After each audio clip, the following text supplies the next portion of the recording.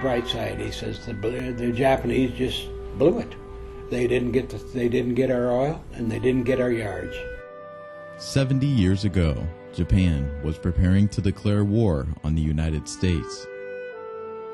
Training for the attack started in the spring of 1941 under the command of Admiral Chuichi Nagumo. Nagumo's fleet included all 6 carriers in the Japanese Navy, 24 other vessels, and a separate group of submarines to sink American warships that escaped the carrier strike force. Sunday morning in Honolulu was for sleeping in, making pancakes, and going to church. People living on the island of Oahu paid little attention to the hum of planes in the distance, believing they were part of an Army or Navy drill. 130 vessels of the U.S. Pacific Fleet were parked at their moorings, except the Pacific Fleet's 3 aircraft carriers.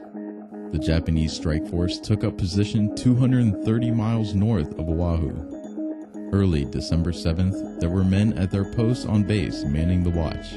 At 6:40 a.m., the destroyer USS Ward identified the conning tower of a Japanese submarine off the coast of Pearl Harbor. The Ward attacked and sunk the submarine. They reported the sinking as a routine event. Also, before 7 a.m., the Opana Point radar station detected a large flight of aircraft approaching the island from the north. They thought the aircraft were a flight of B-17s coming from the mainland. The first wave of the Japanese carrier strike force had 183 aircraft. They attacked shortly before 8 a.m., hitting the base airfields and the fleet anchored in Pearl Harbor. The leader of the first attack wave sent coded messages back to Admiral Nagumo that the attack had begun. When there was not a single U.S. Army or Navy plane responding, he radioed Tora, Tora, Tora, meaning tiger, tiger, tiger. These code words meant the surprise had been achieved. Army Air Corps airplanes, parked wing to wing as defense against possible sabotage, were parked at the airfields of Hickam, Wheeler, and Bellows. Naval aircraft were lined up at Ford Island and Kaneohe Bay Naval Air Stations. Marine aircraft were parked at Ava Marine Corps Air Station.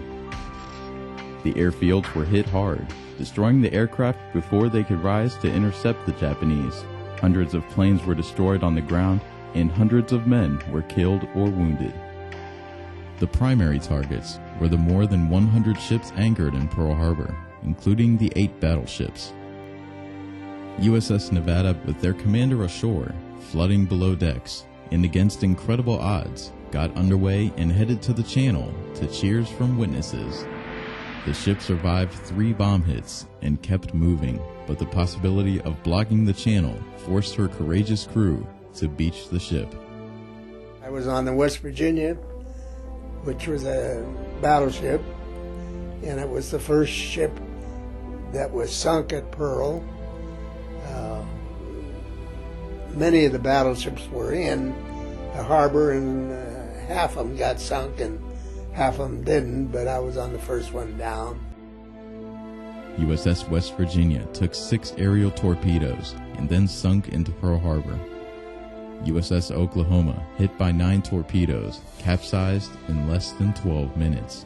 Couldn't see a thing. It was black, black, black, dark, dark. And so I just tried to, there were bodies floating all around me. And then I saw a light. Hundreds of men were trapped below decks. Some were trapped for more than 25 hours and rescued. 429 lost their lives. We were down about 50 feet deep in the depths of Pearl Harbor. I swam and finally got to the surface, and there was burning fuel oil all around me. At about 8:10 a.m., an armor-piercing bomb hit USS Arizona's forward ammunition magazine. The explosion and fire instantly killed over 1,000 crewmen. The repair ship USS Vestal was moored to Arizona. The explosion and fireball burst 500 feet in the air, blew men off nearby ships, and snuffed out the flames on the Vestal, saving the repair ship. A second wave of 170 Japanese planes arrived at 8:40 a.m. and was met with gunfire. The strike force continued to pound the airfields, Battleship Row, and the shipyards. At 10 a.m., the attack was over. Admiral Nagumo did consider a third attack, but knowing the absent U.S. carriers could pose a threat, he ordered the force home. The Admiral felt the two waves of attack had neutralized the Pacific Fleet, which was the objective. 21 vessels, including all 8 battleships, were sunk or damaged. 170 aircraft were destroyed, and 150 were damaged. American loss of life totaled 2,390 military personnel and civilians, 1,177 men. Nearly half the fatalities died on USS Arizona. The Japanese lost 29 aircraft, 5 midget submarines, and 65 men were killed.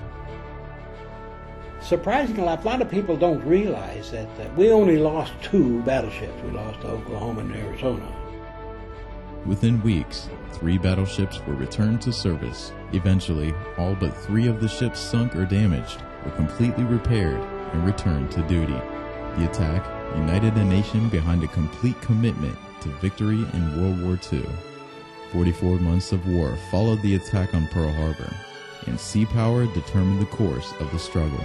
There was a decisive shift in naval warfare, from the battleship to the dominance of carrier-based aircraft in the submarine. Japanese naval forces spearheaded their conquest of Southeast Asia and the Western Pacific, where they were blunted by U.S. Navy ships and aircraft in the battles of Coral Sea and Midway. This led the way to U.S. victories on Japanese-occupied islands, and ultimately to U.S. victory in the Pacific on August 15, 1945.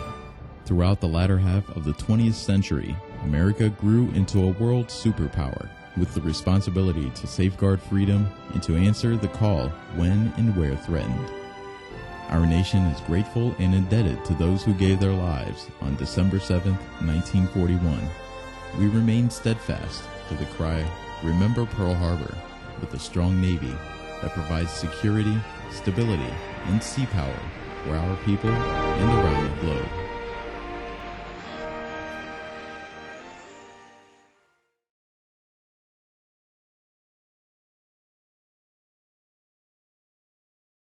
To this day, it is known as a forgotten war, but for many Korean War veterans, the notion of forgetting is inconceivable. For the past 62 years, a small group of surviving members have carried memories of horror and heroism from one of the war's most brutal conflicts that is simply known as the Battle of Chosin Reservoir. Well, the conditions over there involved an enemy who vastly outnumbered us. They killed 3,000 of us up there, and they wounded over 6,600. But that includes the Army's Regimental Combat Team and the British Royal Marines. Trapped by an encirclement of 120,000 soldiers from a relentless and unforgiving Chinese army, the 15,000 Allied ground forces known as the Chosen Few, comprised of U.S. soldiers, sailors, and Marines, along with their British counterparts, fought their way through 78 miles of roadblock after roadblock on mountainous terrain and minus 30-degree weather, before finally making it to their extraction point in the port city of Hungnam, North Korea. The Chinese came back in, were replacing the roadblocks, holding the convoy up, and the lorries at different intervals were getting shot up, having to be pushed off the road, set on fire, and so forth. A total of 17 Medals of Honor, 70 Navy Crosses, plus many Distinguished Service Crosses were awarded for the campaign, the most for a single battle in U.S. military history. Reporting for Army South, Sergeant Robert Quintero.